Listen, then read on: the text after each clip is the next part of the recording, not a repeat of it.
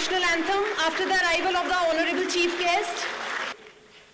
जनगणमन अधिनायक जय हे भारत भाग्य विधाता पंजाब सिंध गुजरात मराठा द्राविड़ उत्कल गंगा विंध्य हिमाचल यमुना गंगा उच्चल जलधि तरंगा तब शुभ नामे जागे शुभ आशीष मांगे गाहे तब जय गाथा जन गण मंगल आयत जय हे भारत भाग्य विधाता जय जय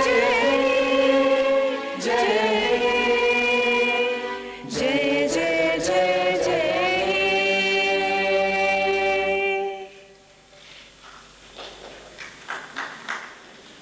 I now request everyone to take their seats. केंद्र सरकार में मंत्री श्री संतोष कुमार गंगवार जी, सचिव श्री अपूर्व चंद्रा जी, निर्देशक महानिर्देशक श्रीमती अनुराधा प्रसाद जी और डीन डॉक्टर असीम दास जी, छात्रों और मेरे प्यारे बच्चों, मैं सचमुच में बहुत प्रसन्न हूँ आज इस समारोह में आके आप लोगों का दीक्षांतर समारोह में ये मेडल्स प्रस्तुत करना और साथ ही साथ इस सेरेमनी में भाग लेना मन में बहुत संतोष देता है। I am very pleased to be here with you all on this first graduation day of the ESIC Medical College, Faridabad. It is the first graduation day. It is a regenerating experience for me to be part of the graduation day ceremony because I see all around me the future of India. And moreover, I am more happy for one reason. For a moment I thought it's a women's college, but all the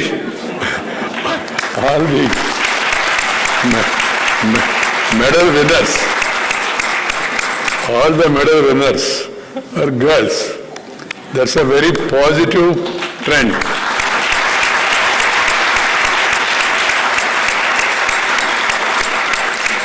And this should be encouraged because 50% of the population of the country are women. So we need to encourage women to join every field. If you give them an opportunity, they will excel. एक ताजा उदाहरण है, आपको उनको मौका मिला, उन्होंने अपना प्रतिभा प्रदर्शन किया है। मौका मिलना चाहिए, अवसर मिलना चाहिए, प्रोत्साहन मिलना चाहिए, फिर वो अपना प्रतिभा प्रकाशित कर पाएंगे। This is what is required.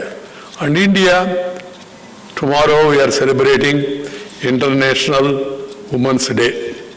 And today it has become ESI College's Women's Day because all toppers are women. Boys need not to worry. They are your sisters. And you can take inspiration from them and compete for the next round. And one should really feel happy in our children, they get educated and most of them are women. That should be a very heartening thing for anybody. The Prime Minister, Sri Narendra Bhai Modi, has taken up a campaign, Beti Bachao, Beti Padhao, Beti Badhao. That should be the spirit of India. India, once upon a time during a Vedic period, women were in the forefront. Maitreyi, Gargi, so many. They used to give pravachan about Upanishads and Vedas those days. And in India, most of the rivers are also named after women. Narmada, Tapati, Mahanadi, Krishna, Godavari, Saraswati, Yamuna. You remember any river? most of them. That is the respect we used to give to women, even in our Puranas or Vedic period. But in between, because of invasion, because of other things, we lost the track. Now again the time has come that we must encourage woman, girl, child to go to school and also to compete with others. I am very happy the youth represent our great nation's future and hold the key to its progress. Looking at these young faces, brimming with hope and enthusiasm and optimism gives me great joy. I feel about my country's future, our motherland's future. Future is not only to make it economically strong, stable, prosperous, but also to make it happy. Happiness is more important than wealth. Health is important, wealth is also important, but more important than these two is happiness. That happiness comes through excellence. Happiness comes through service. Happiness comes through following our age-old practice of share and care. Share and care is the core of Indian philosophy. You share your wealth with others, then you care for others, then you will be more than happy. That should be our motto, my children, youngsters, who are all going to this job. Do your duty to the best of your ability and take that as a mission. Once upon a time, politics, medicine, education was considered as a mission, pious mission. People used to do it with passion, never used to give any omission or give any remission or take any commission. That used to be the passion. So I call upon all the youngsters who are joining this medical profession, that too for employees. Treat this as a noble mission. Accomplish that mission with all passion and strengthen the nation. That should be our motto. Of course, salaries will be there, amenities will be there, encouragements will be there. That is the duty of the government, and government of the day, they does it, they will do it also. But we derive more satisfaction, more happiness, or even if you believe in punya, you will get more punya also. When I see the young faces, when I come to the graduation ceremony, I go around the country. You know, I was in public life, of course, I am no more in politics. I have retired from politics. I do not belong to Santosh Gangwarji's party now, though I might have been, once upon a time, was president of that party. But now I am in a constitutional responsibility. I always used to enjoy meeting, greeting, talking, walking, eating along with the people, spending time with the people, going around the country, interacting with the students. So after becoming vice president, because you know this constitutional post has certain responsibilities and also some restrictions, and also there is a protocol. So keeping that in mind, I told my officers, we must change, and the vice president should not be stationary. He should be going around, meeting the people.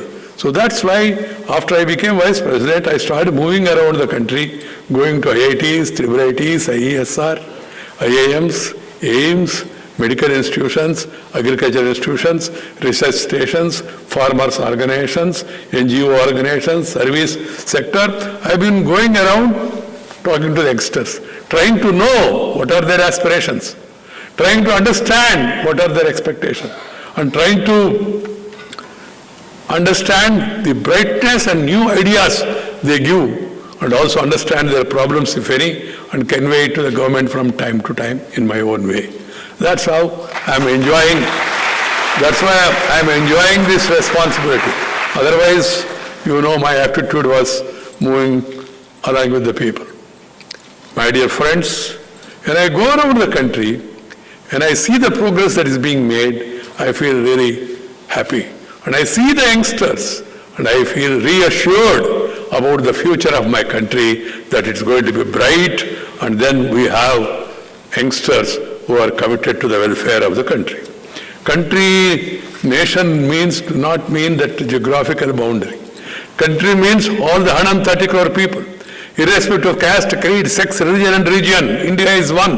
We are one nation, one people. We must take care of all of them. The suppressed, the oppressed, the depressed people. The men, women, the child and the aged. All of welfare of those people should be our motto. That is really nationalism. When you say Vande Mataram, when you say Bharat Mata ko Jai, Jai Ho Bharat Mata means Jai Ho to 130 crore people. That should be our attitude. And we should not discriminate people on the basis of religion, on the basis of caste, on the basis of region, on the basis of gender. We should see to it that we treat everybody. This your institution is running 6 medical colleges at Faridabad, Sanat Nagar, Hyderabad in Telangana, KK Nagar, Chennai, Rajaji Nagar, Bengaluru, and Joka in West Bengal. Moreover, 2 more medical colleges are coming up, as was just informed, at Alwar in Rajasthan and Bheta near Patna in Bihar. Besides 6 postgraduate institutes of medical science and research, 2 dental colleges, 2 nursing colleges and 1 paramedical institute are also being run by ESIC. All these points out to a pioneering, much needed initiative in health care. Further, it is heartening to know that many seats in these institutions are reserved for the wards of insured workers who belong to lower strata of society. We must take care of the workers who are working for the welfare of the nation. So it is our duty. Dear students, graduating is a memorable day in the life of any student. It marks the culmination of all your years of hard work and learning. As a medical graduate, you are now ready to put into practice all that you have learned over the years. Remember that service should underpin the core of your efforts in the year to come. I have always believed that if you serve humanity with a spirit of selfless dedication, you will experience this and then you will get and derive boundless satisfaction. You will experience this for yourself once you start devoting yourself to the cause of serving the fellow human beings. As doctors, all of you belong to one of the noblest professions known to the man. The path you have chosen demands compassion, adherence to a high level of values and ethics. Do not compromise on them. Ethics, values, standards are very, very important. Do not compromise on them. COVID-19 pandemic caused a sickness and a death on global scale, and it is at such testing time that your generation is stepping out into a new world. The COVID is coming to be almost over, but we cannot be complacent. And now because of the climate change and other changes, the climate change has become real. So you are likely to get many challenges. So how do you equip yourselves to face those challenges? That is the challenge before the nation. As soldiers on the front lines of pandemic, you will play a critical role in this fight against novel coronavirus. With the largest vaccination drive in the world against COVID-19 currently underway in India, the worst phase of this unprecedented health crisis appears to be over. However, we must continue to be vigilant and take all the necessary precautions individually and collectively till we stamp out the threat posed by the microscopic organism decisively. Resilience, research and reinvention helped India become a torchbearer in contributing to global solutions during this unprecedented pandemic. Our doctors, our scientists, and our policy makers, the paramedical staff, the security people, the sanitary people, they have all taken very much interest, and they could all succeed in containing the spread of this virus. I salute the entire medical fraternity, from doctors to nurses, paramedical staff and sanitary workers, technicians and ASHA workers in villages who as Team India came together as one to fight the pandemic.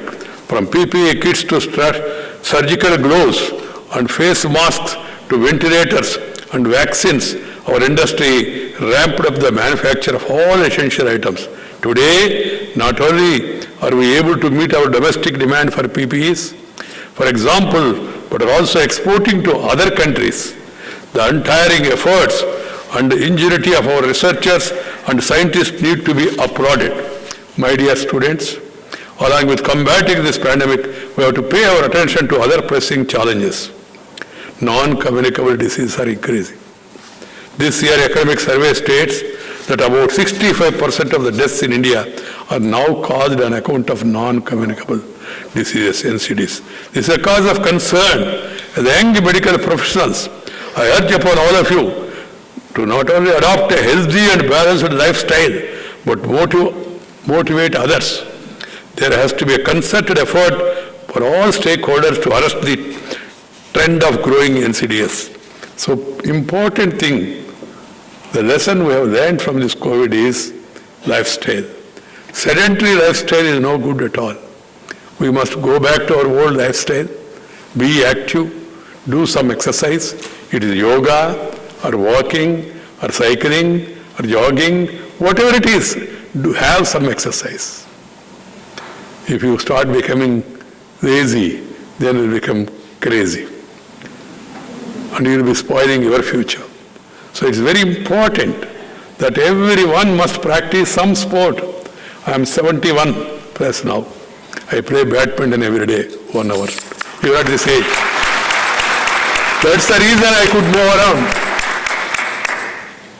Yesterday evening I was in Surat. Yesterday I was out, in the afternoon I was in Navasari. And yesterday morning I was in Tirupati.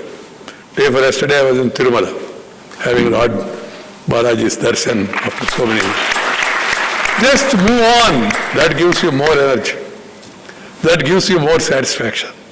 So this physical fitness, if you are physically fit, then you will be mentally alert. Physical fitness is a strength. Second is about the lifestyle. The lifestyle has to be very active. We should not go for sedentary lifestyle. Third one is food habits. You may be surprised, Dr. Sir, Vice President of India is telling us about food. I am not going to suggest any food code. Whatever food you want to eat, eat. But eat proteinous food. Delicious. And there is no dearth of food varieties in India. Thousands of years of varieties are there. North, south, east, west. Our forefathers, grandparents, their grandparents, for years together they lived, they practiced, they developed and gave us various varieties. And our food is prepared according to season, Rutu, season and reason. That's why time tested. If you look at the COVID, world over the challenge is very severe. Compared to world, ours is comparatively less, in spite of 130 crore population. And in that, rural people are less affected. Rural people, 98% of the farmers are not affected. Farm production, for your information, when every sector was affected in this COVID, the only sector which moved on was agriculture sector, farming sector. The farming production has increased by 4%. Then last before year, in a COVID, the farmers, they worked hard.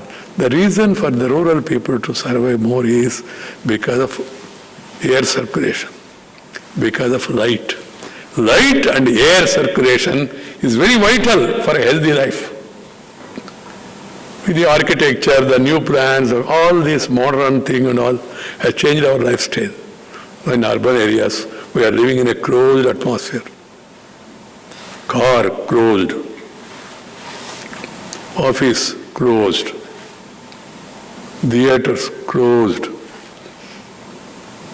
restaurants closed, from all sides closed, go home closed, and then bedroom closed, mind also closed.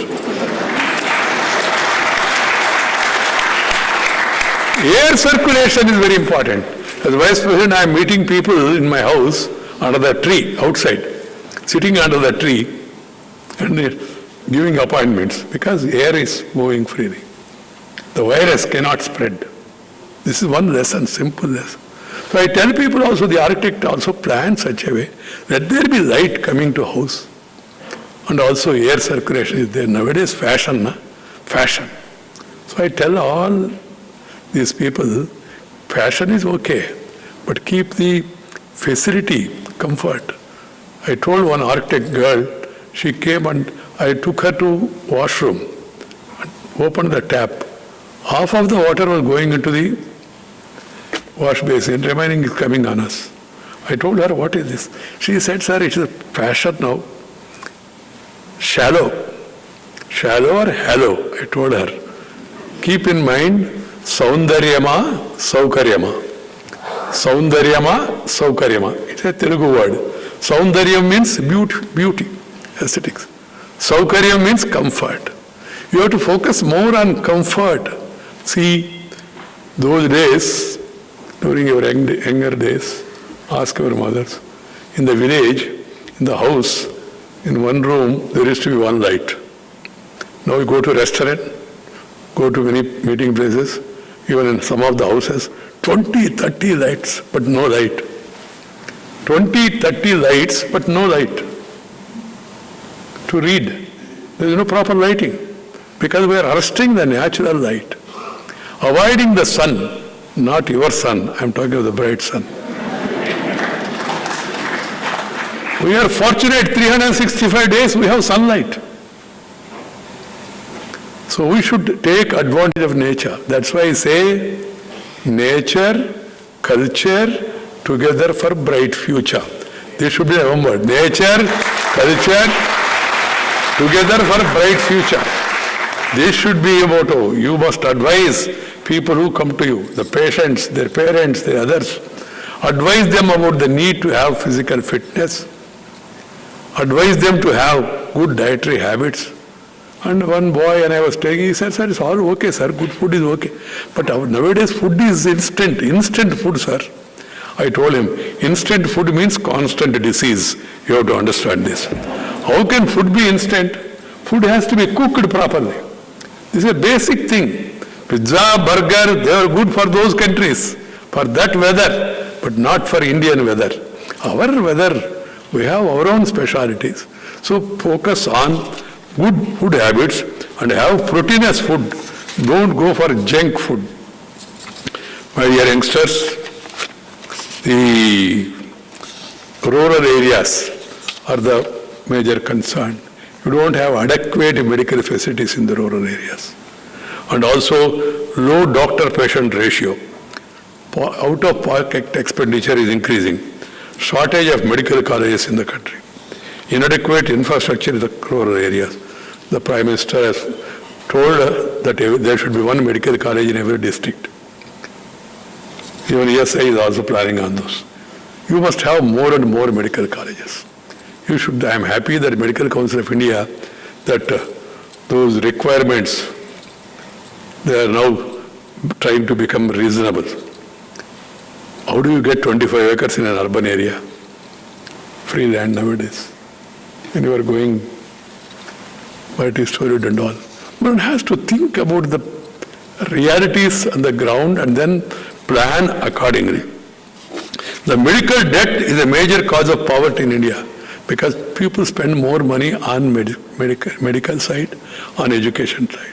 These are the two sectors where the government has to focus more and where the private sector also need to be encouraged. And the PPP models, public-private partnership, is the way forward. There is no other way. One has to keep that in understanding. And the government should focus more on infrastructure, more on service, medical, and also the education side, less on doing business. Government doing business, starting hotels, airlines, and incurring losses and taxing the people. We have seen, we have enough of it. Government should focus on road, electricity, drinking water, sanitation, more schools, more colleges, more universities, more medical colleges, more nursing colleges, more technicians. Technicians are going to be very much in demand with the increase of these institutions and all. And the technology is moving forward.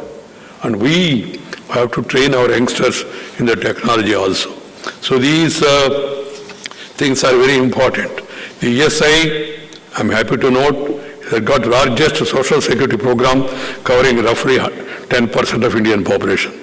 This safety net lies at the core of our age-old philosophy of share and care.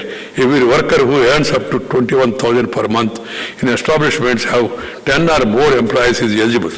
The scheme currently has close to 3.5 crore insured persons and a total of 13.3 crore beneficiaries who get a variety of benefits relating to medical, disablement and maternity. These statistics reflect the scope and extent of sweeping safety net provided by the government, but we must move on. Despite this vast coverage, there is still scope for improvement to ensure better customer experience, grievance redressal, and improved health outcomes. I'm happy that the Minister of Labour and Employment has rightfully initiated major reforms in ESIC to ensure safety, security, and health of every worker. I'm happy to know that ESIC entered into a partnership with the National Health Authority, which is running Ayushman Bharat. This will create an ecosystem to facilitate the beneficiaries of the ESI scheme of selected district to access service at Ayushman Bharat empaneled hospitals. Also, the ESI corporation shall be able to provide medical service to PMJAY beneficiaries through its underutilized hospitals. This will ensure synergy among these schemes for better health conditions. I appreciate ESIC's initiatives in recent years to provide health service to people other than its insured persons by granting approval to open its underutilized hospitals to the general public on a nominal user charge basis. It's a very good initiative. My dear youngsters, it's a matter of satisfaction that over the past few decades, India has emerged as an attractive medical tourism hub in the region. Our nation is witnessing huge footfall of foreign visitors on medical visas. Today, many medical centers with state-of-the-art facilities and highly skilled professionals are offering latest treatment protocol and procedures at lesser rates when compared to developed countries. As you move ahead in your career, always remember the motto of service and to uphold values. You should never deviate from the virtuous path. Remember to lend a human touch while treating your patients at all times. Doctor should spend some time with patient. Hear him or her. Understand the actual problem rather than immediately prescribing MRI or CT scan, this scan and all. Okay, if they are necessary, yes. But first of all, you must hear the patient. You must be patient to hear the patient. You must have that patience. One has to understand. I would like to congratulate all graduating doctors here once again. I would like to congratulate your parents also, because they are the people who have provided you this opportunity of getting educated in this noble profession. I also would like to congratulate faculty of ESIC Medical College Faridabad on this August occasion of the first graduation day ceremony and wish you all the best in your future endeavors. I also thank the Labour Minister, Sri Santosh Gangwarji, for inviting me to this function. Thank you very much. Namaskar. Jai Hind.